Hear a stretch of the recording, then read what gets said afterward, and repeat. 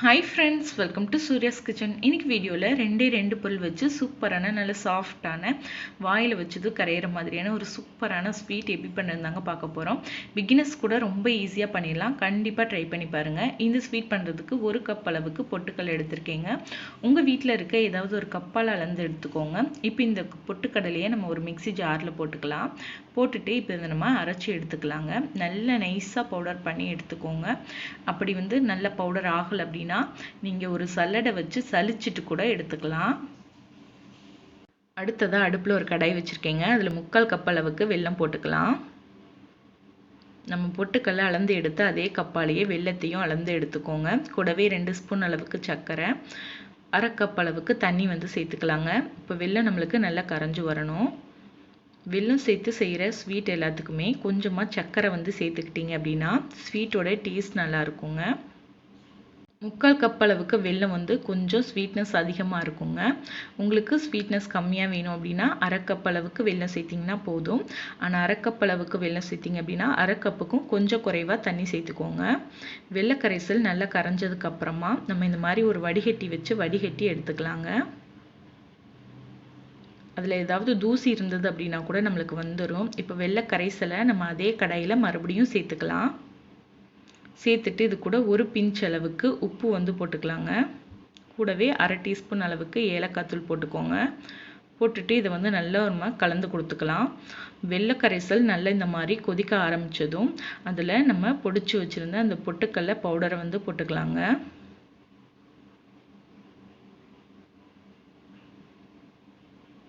பொட்டுக்கடலை பவுடரை நம்ம சேர்க்கும்போது இந்த மாதிரி கரண்டியால் கிளறி விட்டுக்கிட்டே சேருங்க. அப்போ தான் உங்களுக்கு கட்டிப்படாமல் வரும். இந்த மாதிரி கைவிடாமல் கிளறிக்கிட்டே இருங்க. நல்லா இந்த மாதிரி கைவிடாமல் கிளறி கொடுத்துக்கிட்டே இருங்க. அப்போ தான் நம்மளுக்கு மாவு நல்லா கெட்டியாகி வரும். நல்ல கெட்டியாக கடாயில் ஒட்டாத பதம் வரணுங்க. அந்த பதம் வர வரைக்கும் நம்ம நல்லா கலந்து கொடுத்துக்கிட்டே இருக்கணும். நீங்கள் அடுப்பை நல்லா ஹை ஃப்ளேமில் வச்சுட்டு கைவிடாமல் கிளறிக்கிட்டே இருந்தீங்க அப்படின்னா உங்களுக்கு ஒரு 5 நிமிஷத்துலேயே மாவு நல்லா கெட்டியாகி வந்துடுங்க. இப்போ எனக்கு பார்த்திங்கன்னா ஓரளவுக்கு கெட்டியாகி வந்திருக்கு. இன்னுமே நம்ம நல்லா கலந்து கொடுத்துக்கிட்டே இருக்கணும். இது கூட நம்ம ஏலக்காய் தூள் சேர்த்துருக்கோங்க. சப்போஸ் உங்ககிட்ட ஏலக்காய் தூள் இல்லை அப்படின்னா நீங்கள் பொட்டுக்கடலையை அரைக்கும் போதே ஒரு 3 ஏலக்காயும் சேர்த்து அரைச்சிக்கோங்க. ஒரு 2 பொருள் வச்சு நல்ல சாஃப்டான ஸ்வீட் வாயில் வச்சதுமே கரைஞ்சிருங்க. ரொம்பவே டேஸ்ட்டாக இருக்கும். கண்டிப்பாக ட்ரை பண்ணி பாருங்கள். இப்போ பார்த்தீங்கன்னா ஒரு 3லேருந்து 4 நிமிஷம் எனக்கு ஆயிடுச்சு. நல்லா பார்த்தீங்கன்னா உங்களுக்கு கெட்டியாகி வருது. இன்னுமே நம்மளுக்கு நல்ல கெட்டியாகி வரணுங்க.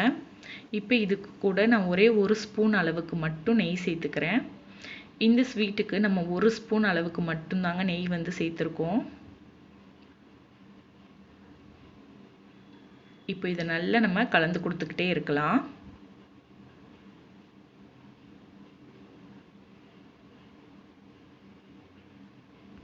பிகினர்ஸ் கூட இந்த ஸ்வீட்டை ரொம்ப ஈஸியாக பண்ணிடலாங்க. ஸ்வீட்டே செய்ய தெரியாதவங்க கூட நம்ம செஞ்சிடலாம். இது பார்த்தீங்க அப்படின்னா நல்லா நான் கலந்து கொடுத்துக்கிட்டே இருக்கேன். இப்போ நம்மளுக்கு நல்லாவே கெட்டியாகி வந்திருக்கு. இன்னுமே நம்மளுக்கு நல்லா கடாயில் ஒட்டாமல் நல்லா திரண்டு வரணுங்க. இதுக்கு தண்ணியோட அளவு தாங்க ரொம்ப முக்கியம். தண்ணியை கூட சேர்த்துடக்கூடாது. 1/2 கப் அளவுக்கு தண்ணி தான் கரெக்டு. அதுக்கு கம்மியாக கூட நீங்கள் சேர்க்கலாம். ஆனால் கூட சேர்த்துடக்கூடாது. தண்ணியோட அளவை நீங்கள் கரெக்டாக சேர்க்கும்போது தான் உங்களுக்கு ஸ்வீட் கரெக்டாக வரும். இப்போ பார்த்தீங்கன்னா நம்மளுக்கு ஸ்வீட் ரெடி ஆயிடுச்சு. இதை இந்த மாதிரி ஒரு ட்ரேயில் நான் நெய் போட்டு வச்சுருக்கேங்க. இந்த நெய்யை எல்லா பக்கமும் நம்ம அப்ளை பண்ணி விட்டுக்கலாம். இந்த மாதிரி ட்ரே உங்ககிட்ட இல்லை அப்படின்னா உங்கள் வீட்டில் இருக்க சின்ன பிளேட் கூட நீங்கள் எடுத்துக்கலாம். பிளேட் அல்லது ஸ்வீட் பாக்ஸ் ஏதாவது இருந்தது அப்படின்னா அதை கூட நீங்கள் யூஸ் பண்ணிக்கலாம். இப்போ நம்ம இந்த செஞ்சு வச்சுருந்த ஸ்வீட்டை இந்த ட்ரேயில் போட்டுடலாங்க.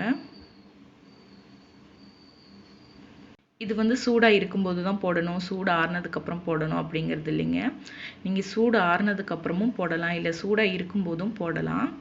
போட்டுட்டு நல்லா இந்த மாதிரி ஒரு கரண்டி வச்சு இந்த மாதிரி சமப்படுத்தி விட்டுக்கோங்க. இதை வந்து நீங்கள் வெளியிலேயே வச்சுருந்தீங்க அப்படின்னா ஒரு 20 நிமிஷமாவது வெளியில் சூடு ஆறுற வரைக்கும் வச்சுருக்கணும். அப்படி இல்லை அப்படின்னா நல்ல சூடு கொஞ்சம் ஆறுனதுக்கு அப்புறமா ஃப்ரிட்ஜில் ஒரு 10 நிமிஷம் நீங்கள் வச்சு எடுத்திங்கன்னா போதும், நம்மளுக்கு நல்லா செட் ஆயிரும். இப்போ பார்த்தீங்கன்னா நான் ஃப்ரிட்ஜில் ஒரு 10 நிமிஷம் வச்சு எடுத்தீங்க, நம்மளுக்கு நல்லா செட் ஆயிருச்சு. இப்போ இதில் நம்ம விருப்பமான ஷேப்பில் நம்ம கட் பண்ணி எடுத்துக்கலாம். நான் வந்து இன்னைக்கு மைசூர்பா ஷேப்பில் கட் பண்ணி எடுக்கிறேங்க. அது கொஞ்சம் பார்க்குறதுக்கு அழகாக இருக்கும் அப்படிங்கிறதுக்காக.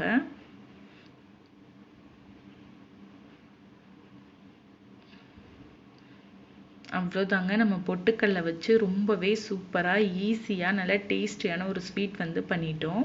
கண்டிப்பாக இந்த ஸ்வீட்டை நீங்களும் உங்கள் வீட்டில் ட்ரை பண்ணி பாருங்கள். ட்ரை பண்ணிவிட்டு எப்படி வந்தது அப்படிங்கிறத கமெண்ட் பாக்ஸில் கமெண்ட் பண்ணுங்கள். இந்த வீடியோ பிடிச்சிருந்தது அப்படின்னா லைக் பண்ணி உங்கள் ஃப்ரெண்ட்ஸ் அண்ட் ஃபேமிலி கூட ஷேர் பண்ணுங்கள். இது வரைக்கும் நீங்கள் நம்ம சேனலை சப்ஸ்கிரைப் பண்ணாமல் இருந்தீங்கன்னா சப்ஸ்கிரைப் பண்ணி பக்கத்தில் இருக்க பெல் ஐக்கானை கிளிக் பண்ணிக்கோங்க. இது போல் வேறொரு சூப்பரான ரெசிபியோடு நான் உங்களை மீட் பண்ணுறேன். நன்றி.